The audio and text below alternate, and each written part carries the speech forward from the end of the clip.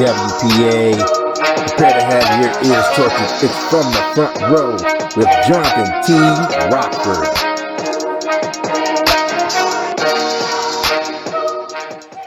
No, so that was in my party. I never seen Johnny Rocco do that before. No, I wasn't surprised by the beast. Yeah. He drove. Did you see the dog starter dancing on that pole? When he had that much energy in the ring. Hey, how you doing, folks? It's me, Johnathan T. Rokford, here with another edition of From the Front Row, folks. And we would like to welcome new members to WPA. The commish Chaos. Chaos. Is she a captain? Are they a captain? Is it the same Chaos? Flip. No? It's a different chaos. It's actually a good chaos. Oh, okay. All right. We'll see. As always, folks, we start with game changer recaps. And after James Altrez and the Beast were locked in the battle, the Beast was finally able to overcome James Altrez and take the title away from him. James Altrez didn't seem too impressed. But, you know, it could be said that I don't think he really cared too much. It's almost like he was trying to lose it at one point. But, you know, who knows? There's so many things that happen in WPA. But after James Altrez, the Beast decided to challenge the Master Sean Puff. And after weeks and weeks and months of people just avoiding the Master like he was a plague, he finally got a chance at the Game Changer Championship that he so desperately wanted. And he lost. Yeah, he lost. Yeah. That was the most uninspiring performance I've ever seen in my life in a Game Changer match. But then the Beast, you know, how do you top that? Well, he challenged some jobber that didn't even show up to the match. I mean, come on. At least he ended on a good note. He challenged Mac Blakely. Now, that was a good challenge. And he defeated Mac Blakely. So, the Beast is still your Game Changer champion, folks. He's already issued his next challenge. And we shall see as we start a new week. But, you know, there's always matches that happen after that. And then some dark matches. We had our two new competitors.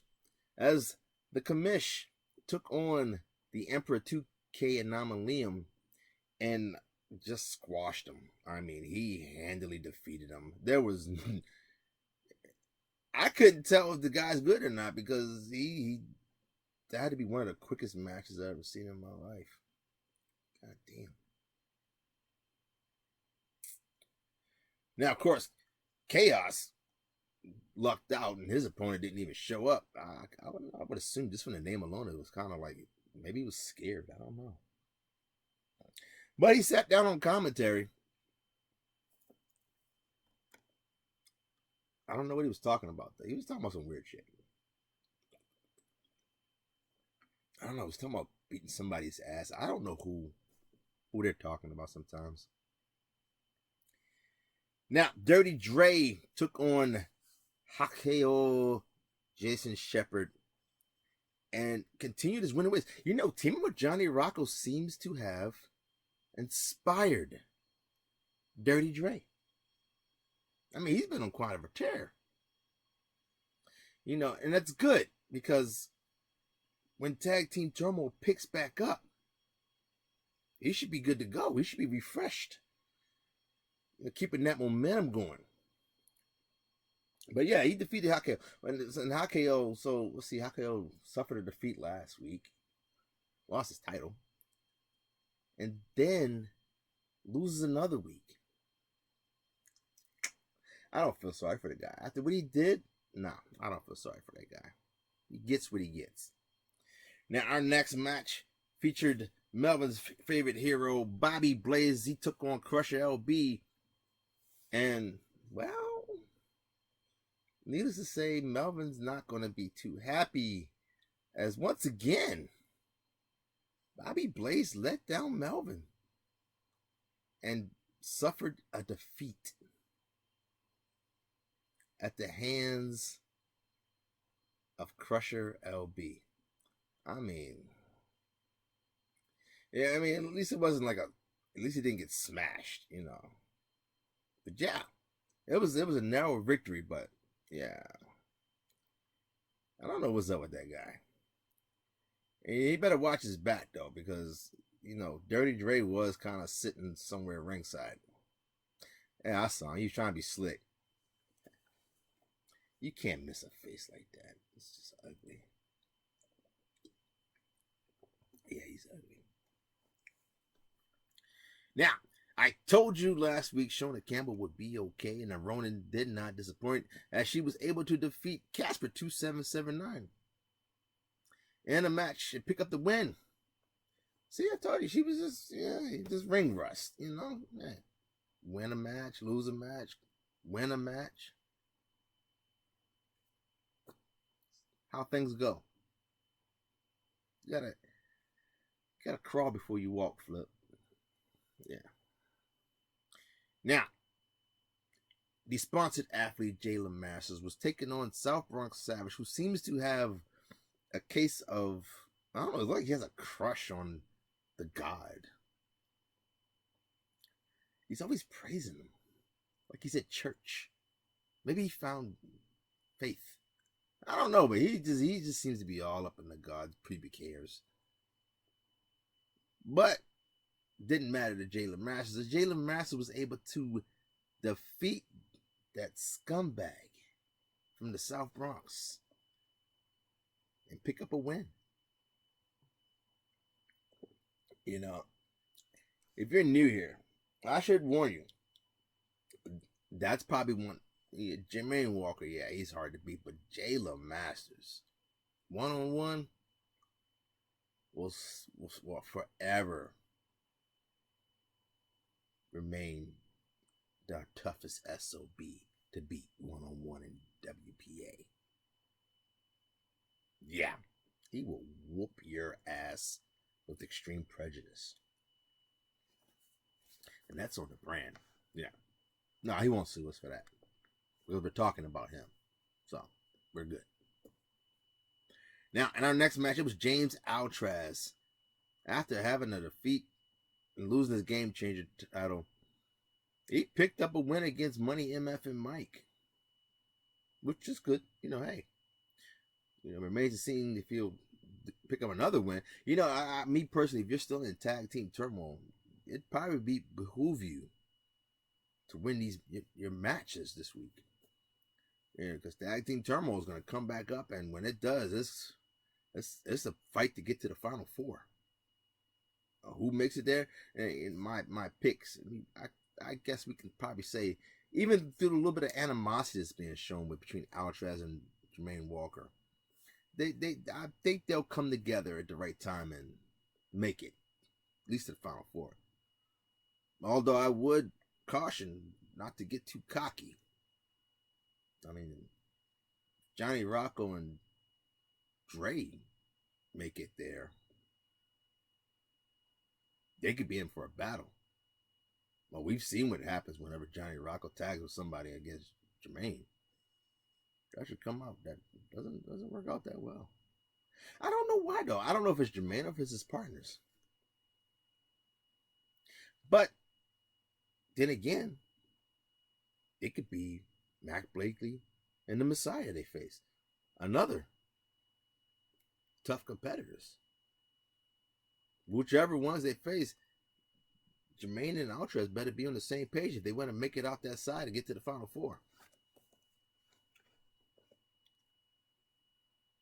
No, they're my pick to come out that side, but it's not going to be easy. This next match probably will be, but after that, I don't know. As for the other side, I don't know. I'm gonna pick the sleeper there. I'm gonna pick on the other side. I'm gonna pick two names. I'm gonna pick two teams. I'll pick either. You're gonna laugh when I say this. Martel the Carpenter and the Darkstalker. That'd be my surprise team. Odds-on favorite would be the Master, Sean Puff, and the Badass Eddie Vendetti, because they're in the same faction, so they know how to work together. They've worked together before, so they've tagged before. I mean, they've won championships before, so you know, that would be my pick. Final Four. It's coming up, folks. Be ready for it. Now, Jackson Aries, the Blueprint, speaking of the Darkstalker, took on the Darkstalker and suffered defeat. I don't think he was feeling well. No, he didn't look too good. I don't know, something was wrong with him. Either he was just, I don't know, maybe he was just sick of Starlin J trying to tell him what to do or something. I don't know. But he suffered a loss to the Darkstalker. It happens, folks. I don't think he's beaten the Darkstalker ever. Now, in the act of irony, the Darkstalker's partner for Tag Team Turbo, Martel the Carpenter, was taking on the Blueprint's woman, Starlin J, the Standard. And he stamped a standard mud hole in her ass. Yeah. She lost to Martel the Carpenter, folks. Can you believe that shit? You know, I know we joke about the guy. He can win a match when he wants to. And I think he's really trying. I think he's motivated to win Tag Team Turmoil with the Darkstalker. That, like I said, that'd be my surprise pick right there. Martel the Carpenter and the Darkstalker. Two out of the... Well, we won't get into that. And folks, that concluded our singles matches. The only thing that mattered was just moving up the standings. Yeah, that was some pretty good matches, though. Now, we went on to number one contender matches, and the first one was for the triple threat title, as Fat Thomas took on the Idol Steve Sampson in the Brasso, and Fat Thomas is back on the winning ways as he pinned the Brass Hole, moving one step closer to his goal. Yeah, did you know he just did that on purpose? You know what kind of audacity it takes to just lose a match just so you can go get a title you never held? I'll tell you the things people will do to be a Grand Slam champion. And, you know, if I was somebody who was facing it and I found that out, I would feel really embarrassed right about now.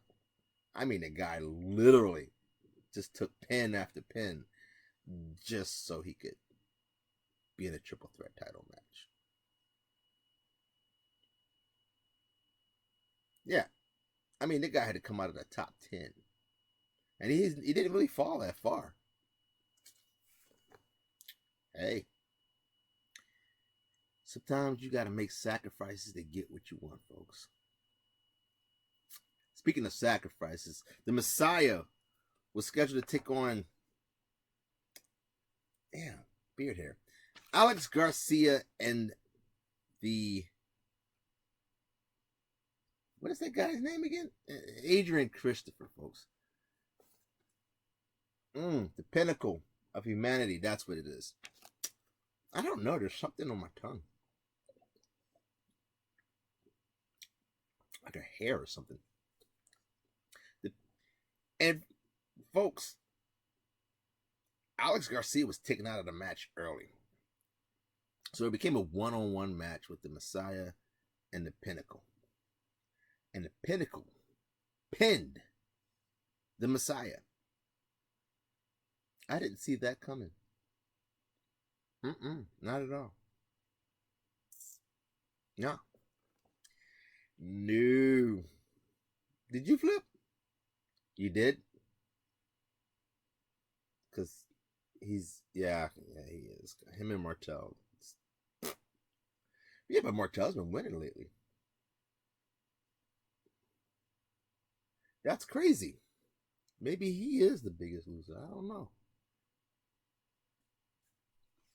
Now our next number one contender match featured Lady Assassin versus Luscious Lucius to decide who were going to take the TV champion.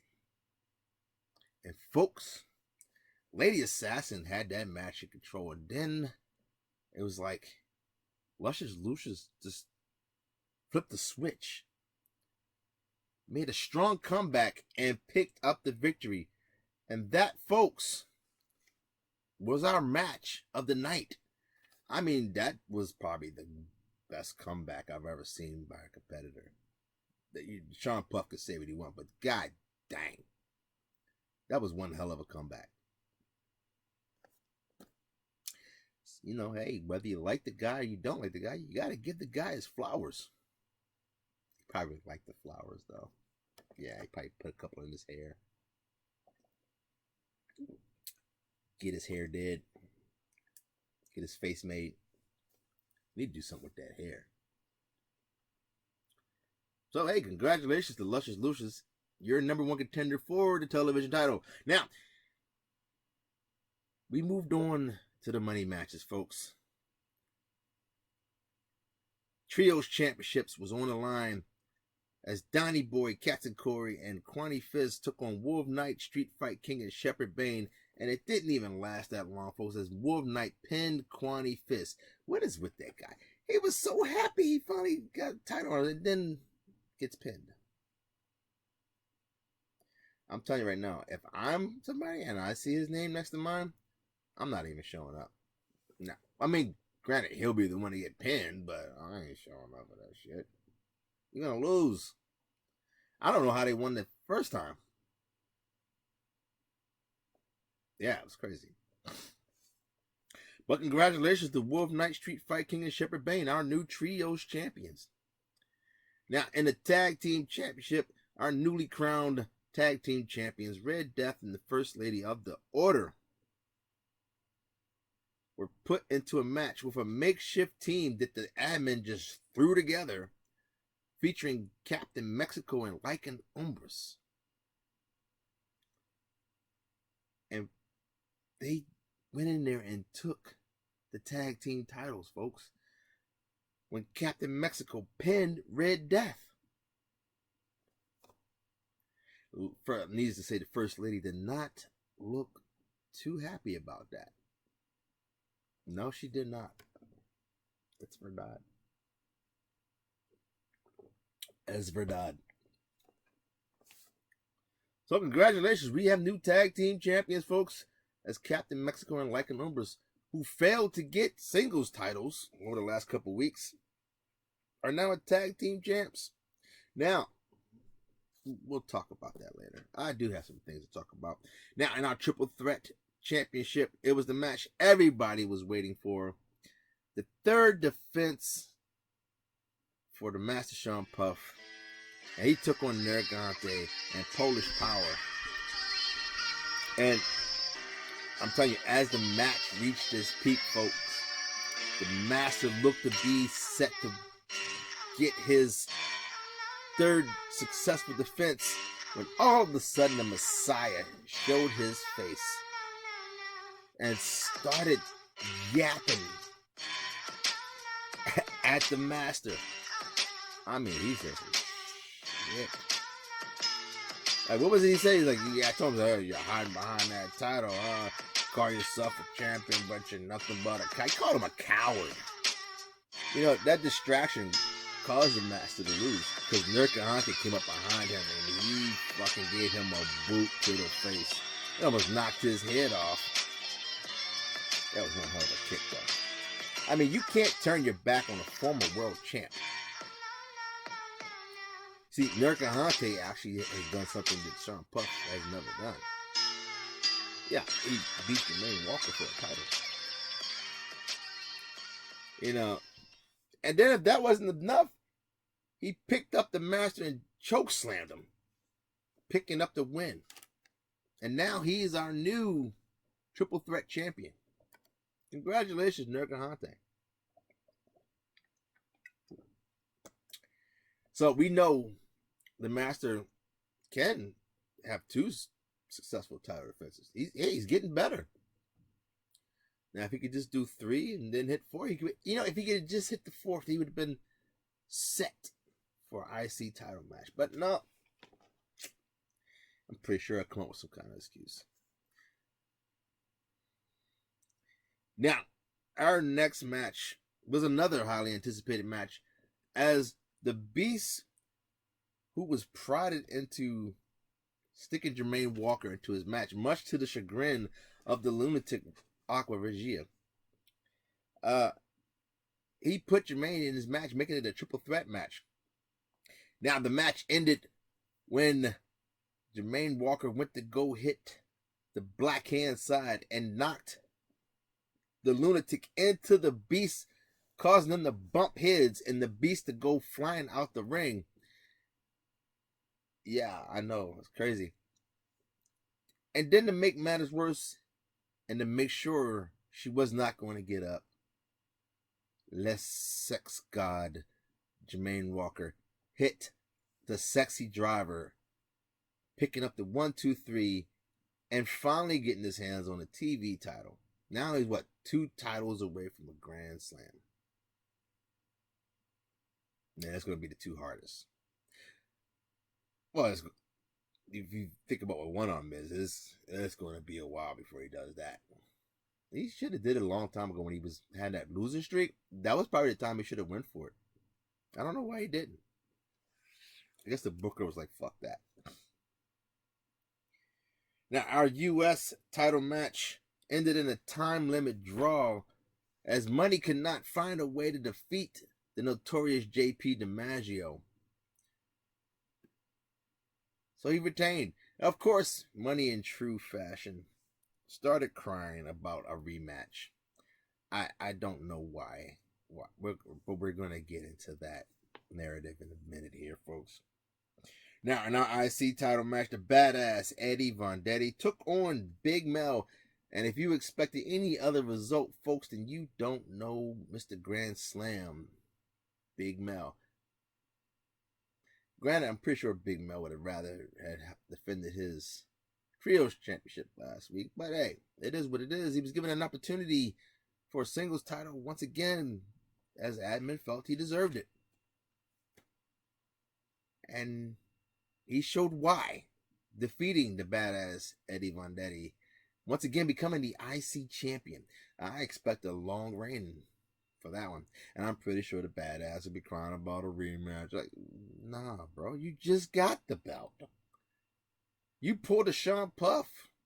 First defense, lost it. Bang. Yeah, just go to the back of the line. And in our main event, folks, Johnny Rocco, through distractions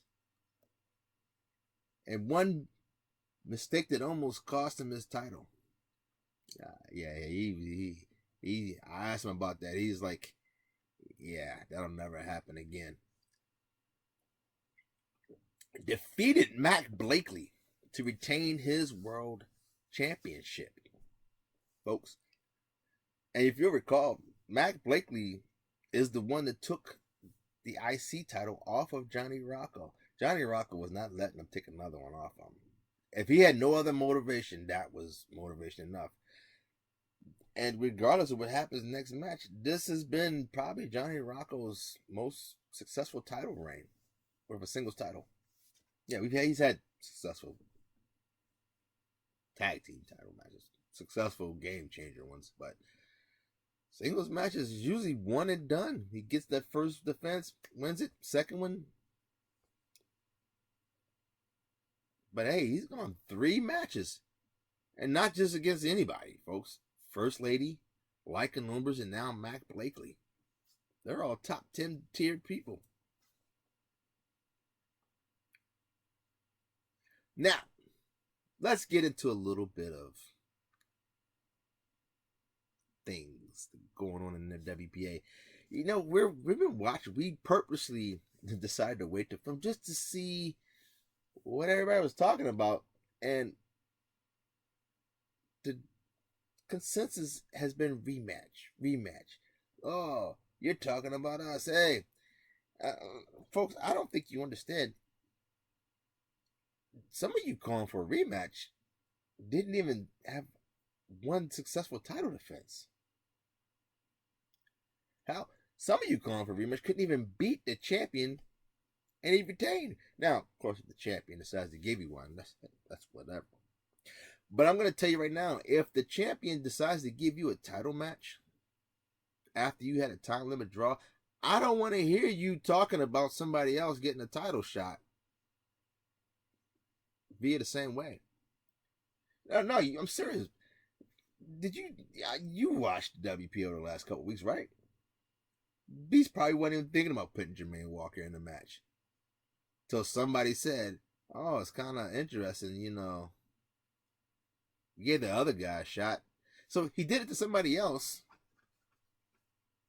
He saw the logic in what somebody said, so he put Jermaine Walker in the match because, they kind of had a time limit draw after James Altrez skipped out on the match. Yeah.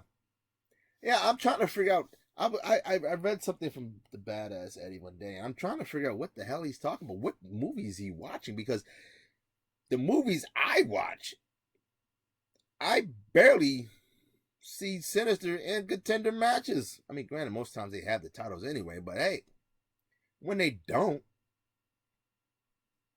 I see more order in contender matches and title matches than I see anybody. I see more goons. Yeah, remember when the goons used to say that all the time? Oh, it seems like Sinister's in another. Oh, there goes Sinister in another title match. Oh, there goes. Yeah, it's just regurgitation of an old narrative. I said what I said.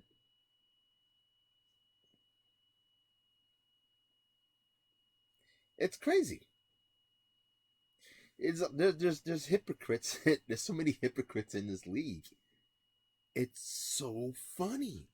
And we just sit here and watch it and we laugh at you, not with you. No, we don't laugh with you. We laugh at you. It's fucking hilarious. I mean, seriously. Like when they say somebody's a whiny baby and then half of them are whining about shit. You got the Messiah trying to call out the triple threat champion who has no control over who he faces. None whatsoever. He faces whoever pops up after match 1 and 2 of the contender match. Actually, the only people that have even any control over who they face is the U.S. champ and the Game Changer champion.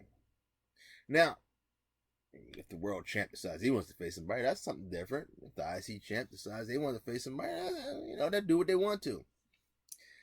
But normally, they just face whoever admin puts in front of them. Yeah.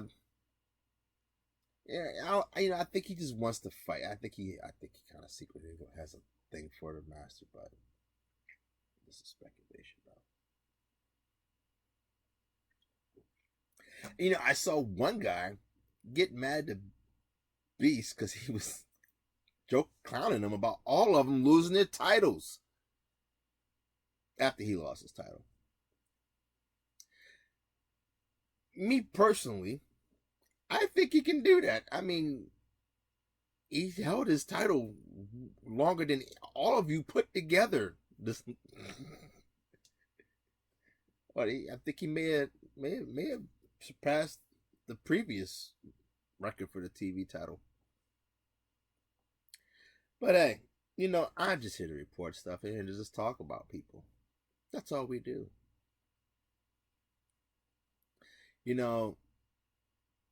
Comes a time in everybody's life. Oh, Jesus. And you just want to be. He's going on another rant. Next thing you know, What the hell's in that water anyway that makes him talk this long? This show should have been about 19 minutes. You know what I mean, Flip? But yet here he goes. Exactly. Just yapping away. I mean, you just... I wonder what his hat says. Knowing damn well he can't speak a lick of Japanese. Oh, there you go, yelling that Flip. But that's all we have, folks. He's literally Stay tuned for Flip, talks who will be giving you his damn pick of the week. much. It might surprise you. God damn it. Surprise me. As always, folks. I guess I'll let 4th of him July is finish. coming up. Be safe out there, folks. Don't drink and drive. Make sure you hug your loved ones and pick up the phone and call that friend that might need to hear your voice. And folks, if you live near any veterans who might be suffering from PTSD, use them. Be courteous. Pretty sure fireworks is the last thing they want to hear. Real close to them. Make sure you come back with all your fingers.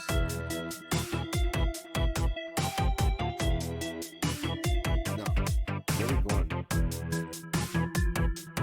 We never did go.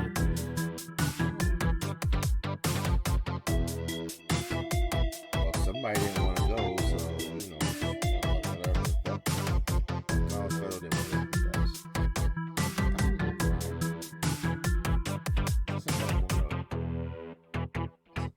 What the fuck's a ooh, Japanese restaurant? I can do a little Japanese. All right.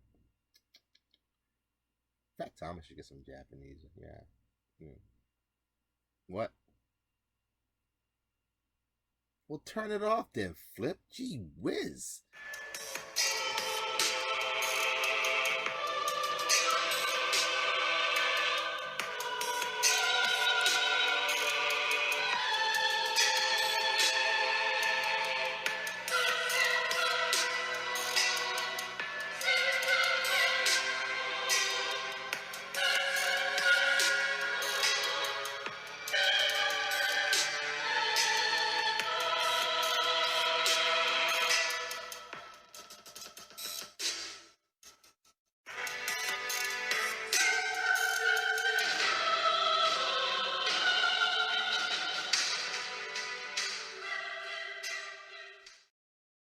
Hello, WPA. Once again, it is your honor to witness my greatness as I come across your screens and divulge to you my pick of the week. This week, I witnessed a match that any other person would have just given up, thrown in the towel, called it a day, and accepted their fate. But this competitor showed tenacity, showed what made them a former champion.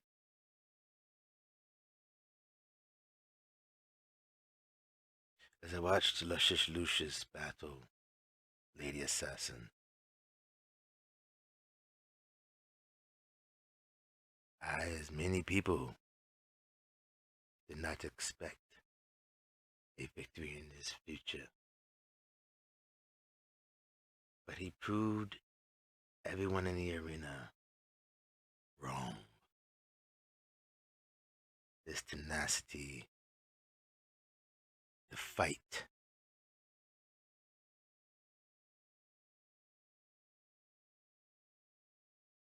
The iron will. I was thoroughly impressed. Say what you want about Luscious Lucius. He's subpar. He's crass. He's irritating.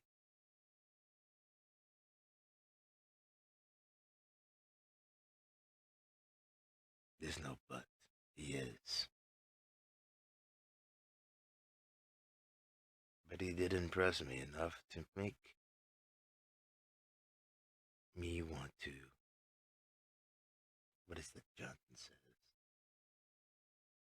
Give him his flowers. Now he moves on to a greater challenge in the TV title championship match against a very formidable opponent,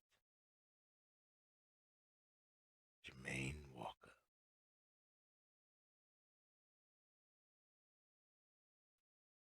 And looking at the history between the two, this match should be good. I might actually watch it. I don't tend to watch the TV championship. It bores me. But this one I will.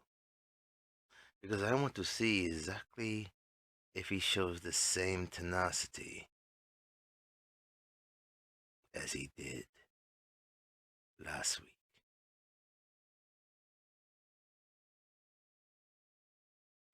I guess we shall see, shall we? But until the next time, that is all I have to say. All you Americans enjoy your 4th of July celebrations. Good day.